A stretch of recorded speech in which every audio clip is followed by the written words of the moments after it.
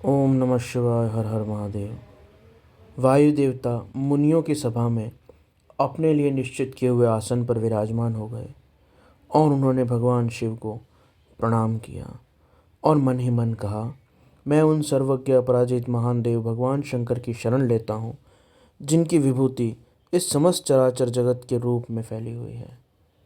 इस प्रकार की शुभ वाणी को सुनकर ऋषियों ने उन भगवान की विभूति को विस्तार पूर्वक सुनने के लिए कहा, हे वायुदेव प्रभु भगवान, आपने महात्मा उपमन्यु का चरित्र सुनाया, जिससे ये ज्ञात हुआ कि उन्होंने केवल दूध के लिए तपस्या करके भी परमेश्वर शिव से सब कुछ प्राप्त कर लिया।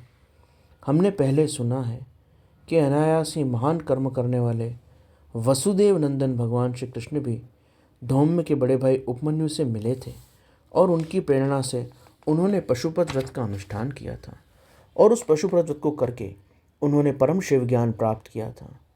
प्रभु, आप यह बताएं कि भगवान श्री कृष्ण ने उस उत्तम पशुपत ज्ञान को किस प्रकार प्राप्त किया था।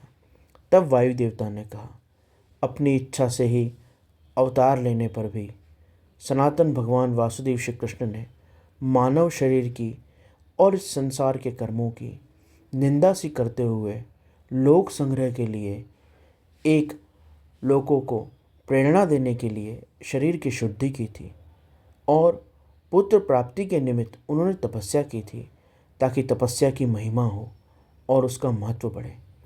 इसलिए वो महामुनि के आश्रम पर गए, जहाँ बहुत से ऋषि मुनि उपमन्यु का दर्शन कर रहे थे। भगवान कृष्ण ने वहाँ जाकर उनका दर्शन किया। उन महामुनि उपमन्यु के सारे अंग भस्म से उज्जवल थे, मस्तक पर त्रिपुंड था, रुद्राक्ष की माला उनके आभूषण थी, उन्होंने जटाएं धारण कर रखी थी। वह शास्त्रों से वेद की भांति अपने शिष्यभूत महर्षियों से घिरे हुए थे। शिवजी के ध्यान में तत्पर शांत भाव बैठे थे। उन महातेजस्वी उपमन्यु का दर्शन करके श्री कृष्ण ने उन्हें नमस्कार किया। उस समय उनके संपूर्ण शरीर में रोमांच हो गया।